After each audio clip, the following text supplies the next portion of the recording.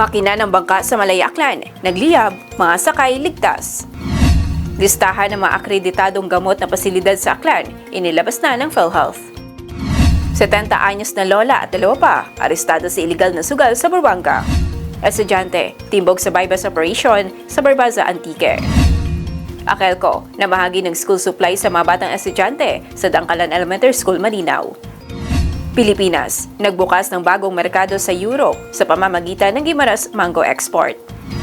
Naga City, nagpasa ng LGBTQIA+ Community Ceremony Ordinance. VP Sara Duterte, naghatid ng tulong sa mga pamilyang apektado ng lindol sa Sarangani.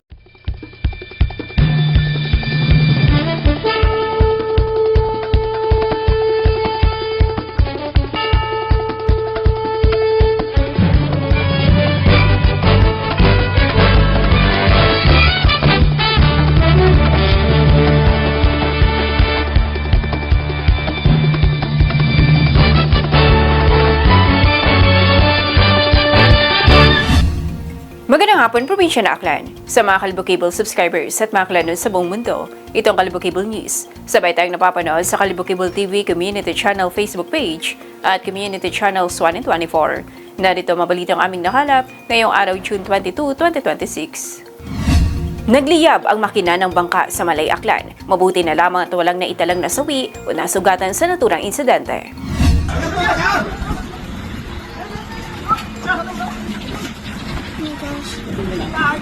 Lambat! Lambat! Oh my gosh! Ano ba yan? Oh my gosh! Nakagiralan pa man. Oh my God! Napinsala ang makina ng isang bangka matapos itong magliyab malapit sa dalampasigan sa bayan ng Malay, Aklan. Ayon sa mga nakasaksi, nagsimula umano sa maliit na apoy ang insidente bago ito mabilis na lumaki at kumalat sa bahagi ng bangka. Agad namang nagtulungan ang mga taong nasa lugar upang apulahin ang apoy, ngunit hindi na nila ito nakontrol. Dahil dito, napagdesisyonan na lamang na ilubog sa dagat ang bangka upang tuluyang mapatay ang apoy at maiwasan ang mas malaking pinsala. Ligtas naman ang lahat ng sakay ng bangka at walang naiulat na nasugatan sa insidente. Gayunpaman, hindi na isalba ang makina ng bangka na siyang nagtamo ng malaking pinsala. Labis namang nanghihinayang ang may-ari dahil sa halaga ng nasirang kagamitan. Patuloy pang inaalam ang sanhi ng pagliyab ng bangka at ang kabuuang halaga ng pinsanang dulot ng insidente. Samantala, nananawagan ng mga otoridad sa mga may-ari ng sasakyang pandagat na regular na inspeksyonin ang kanilang mga bangka upang maiwasan ang mga kahintulad na insidente. Era Gibrianes, Kalibo Cable News. Listahan ng mga akreditadong gamot sa pasilidad sa Aklan, inilabas na ng PhilHealth. May detalye sa balitang yan, si Julian Rosales. Inanunsyo ng Philippine Health Insurance Corporation, Aklan, ang pinakabagong listahan ng mga akreditadong gamot na pasilidad sa lalawigan ng Aklan. Kabilang sa mga bayan na may accredited facilities na maaaring mapagkunan ng libreng gamot ay ang bayan ng Altavas na may isa, 2 sa Balete, 1 sa Banga, 5 sa Kalibo, at tig-1 naman sa Ibahay, Malinaw, Malay at New Washington. Ang Yakap Clinic Program ng PhilHealth ay nagbibigay sa mga miyembro ng PhilHealth na nagkakahalagang 20,000 pesos na halagang gamot para sa outpatient taon-taon sa ilalim ng guaranteed and accessible medication for outpatient treatment o PhilHealth gamot. Para makakuha sa benepisyong ito, ilan sa mga proseso na dapat gawin ng miyembro ay ang mga sumusunod. Magrehistro sa eGov.ph app, sa PhilHealth member portal, sa anumang PhilHealth office sa buong bansa o sa iyong napiling Yakap Clinic. Pumunta sa Yakap Clinic kung saan nakarehistro para magpakonsulta. Kumuha ng gamot sa accredited gamot provider ayon sa reseta ng doktor. Ang mga listahan ng akreditadong pasilidad ay magsisilbing gabay para sa mga miyembro ng PhilHealth at sa publiko sa pagtukoy ng mga pasilidad pangkalusugan na otorisado at kwalipikado na magbibigay serbisyo sa ilalim ng gamot program. Juliana Rosales, Kalibo Cable News.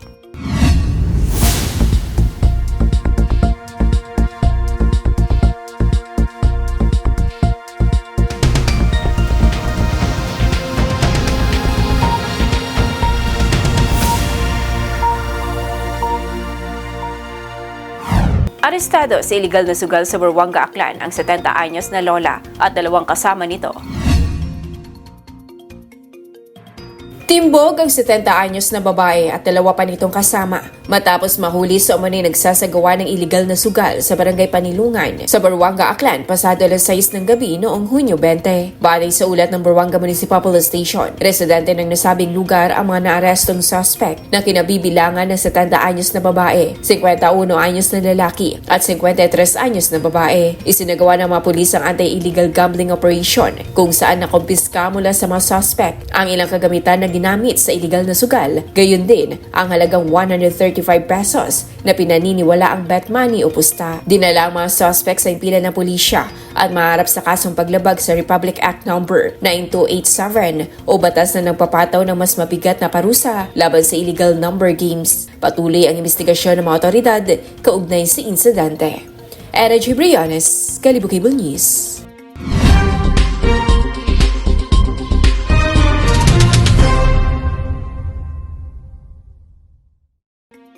Sa balitang probinsya, timbog ang isang estudyante sa isinagawang anti-illegal drug operation sa Barbaza, Antique, kung saan mahigit 32,000 pesos na halaga ng pinanghihinalaang marijuana ang nakumpiska ng mga otoridad.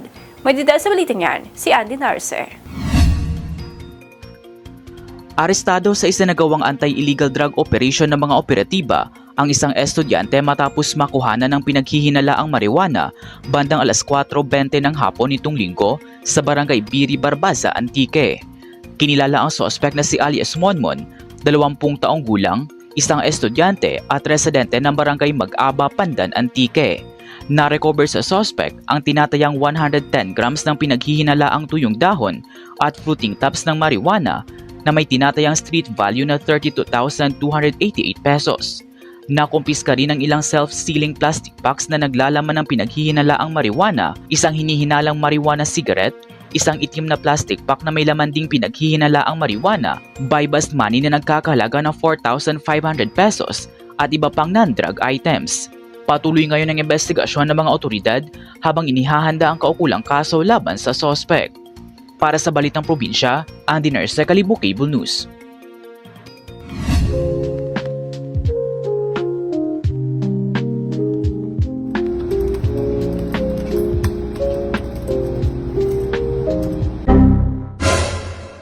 Hay, natugaw mataro internet. Oh no! May deadline pa ako inagahay. Katagamad Hindi nakagawa ng research dahil nawala ng internet. Magkalibo-cable na kasi.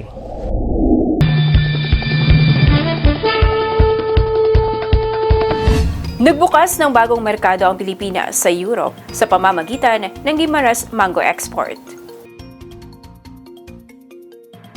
Umabot na sa Spain ang ipinagmamalaking Guimaras Mango bilang bahagi ng unang test shipment ng Pilipinas na naglalayong buksan ng merkado nito sa Europa. Ayon sa Philippine Embassy sa Spain, nasa 100 kilo ng mangga mula sa Guimaras ang ipinadala upang ipakilala sa mga mamimili sa Europe ang natatanging kalidad ng produkto na kilala sa tamis, bango at kakaibang lasa. Itinuturing itong mahalagang hakbang para sa sektor ng agrikultura dahil ito ang unang pagkakataon na naipadala sa Europe ang Guimaras Mangos bilang isang rehistradong geographical indication product ng Pilipinas. Naging bahagi rin ito ng unang export venue ng Guimaras Wonder Farms, isang negosyong pinamumunuan ng mga kababaihan patungong European market. Makakatulong ang hakbang na ito upang madagdagan ang oportunidad ng mga lokal na magsasaka at negosyante na maibenta ang kanilang produkto sa pandaigdigang merkado.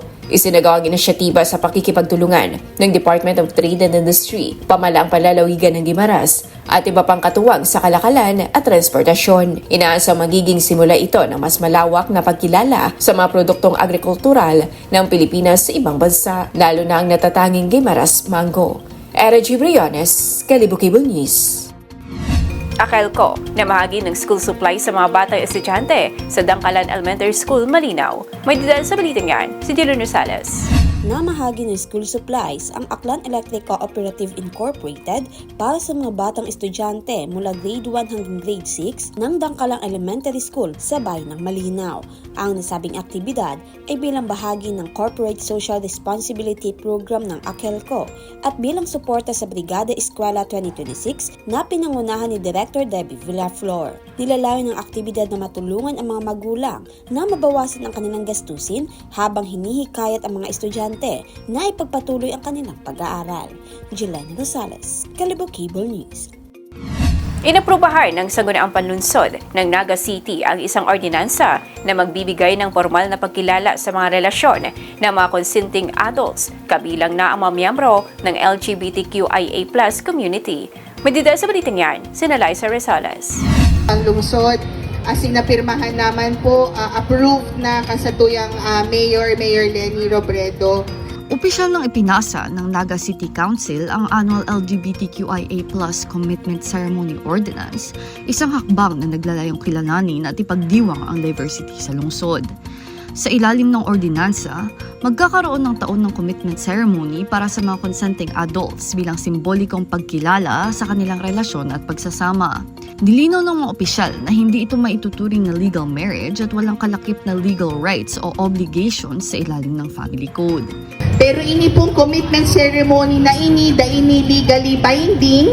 Nakatakdang ganapin ang kauna-unahang seremonya ngayong Hunyo kasabay ng Pride Month, habang ililipat naman ito tuwing Pebrero sa mga susunod na taon.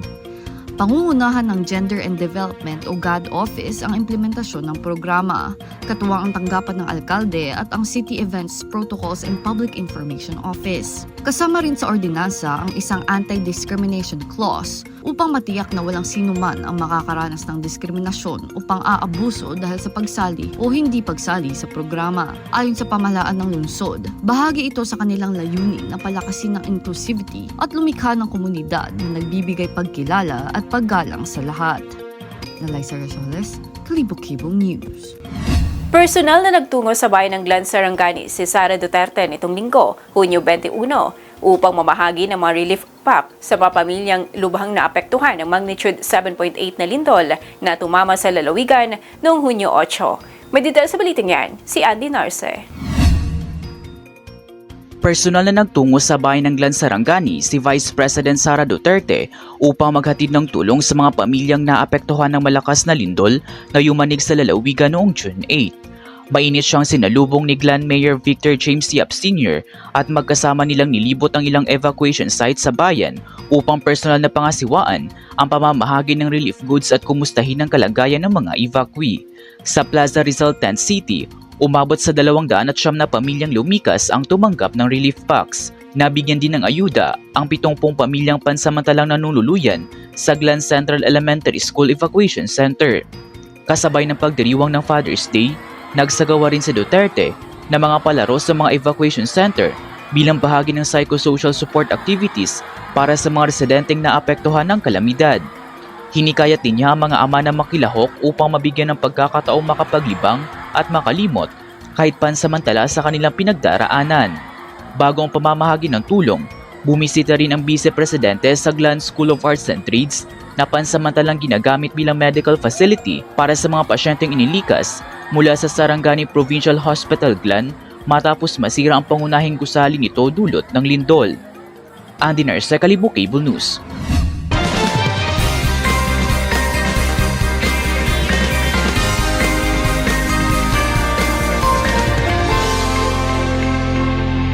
Ngayon naman, alamin natin ang lagay na panahon sa probinsya na Aklan at sa buong Western Visayas. May ulat si Maria Adath Blinar Silvestre mula sa Iloilo Doppler Station, Pag-asa, Visayas.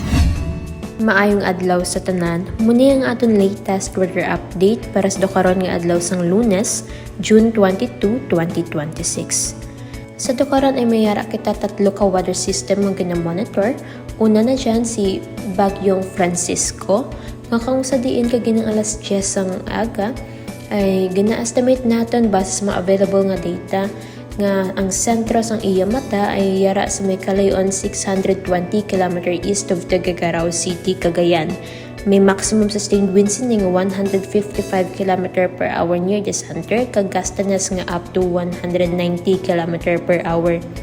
Ang iya hulag ay pa west-northwestward at 15 km per hour. Base sa atong track and intensity outlook, si Bagyong Francisco ay posibleng nga magagwa sa atong Philippine Area of Responsibility on Friday, June 26. Ang ikaduwa naman nga weather system nga gina-monitor naton ay ining LPA nga yara sa sagwa sang atong Philippine Area of Responsibility. Ang ini nga LPA ay orihin nga nasiplatan kay ginang alas 8 sang aga nga may kalayon 2,775 km east of southeastern Luzon. May medium chance ini nga mag-develop into tropical depression o kon bagyo within the next 24 hours. So ang ini nga si Typhoon Francisco kag ang ini nga LPA nga ginamonitor natin ay wala ti direkta nga epekto sa aton diri sa Western Visayas. Kag ang ikatatlo nga weather system nga ginamonitor naton ay ang ining southwest monsoon nga kung sa diin ay nag-aapekto sa may Visayas, Mindanao kag Palawan. So, bangod sa nga sistema, diri sa Western Visayas ay mag-experience kita sa magalumon kalangitan nga may mga paglap-talap ng mga pag-ulan, pangalat kag panaguob tuga sa ining southwest monsoon. Mahina tugtog makasarangan naman ang hangin naton nga magahalin sa direksyon southwest, nga magadalas ang makanay tugtog makasara ng pagbalod sang aton kadagatan. Forecast temperature natin generally nasa 25 to 33 degrees Celsius. Ang adlaw magatunod alas 6:14 karon sa hapon kag magabutlak ini alas 5:29 buwas sang aga. Kag muni nga aton latest weather update para sa mga dugang impormasyon ay bisitaha lang aton official website at www.bagongdat.pagasa.dust.gov.ph pati na nga aton mga official social media accounts. Halin diri sa may Iloilo Daplo Radio Station Pag-asa Visayas DOST. Ako si Maria Edith Leonor Silvestre, madamagin nga salamat. At iyan ang mabalitang nakalap ngayong araw. Maraming salamat sa iyong panonood. Ito si Sarah G. Briones at ito ang Kalibukibul News.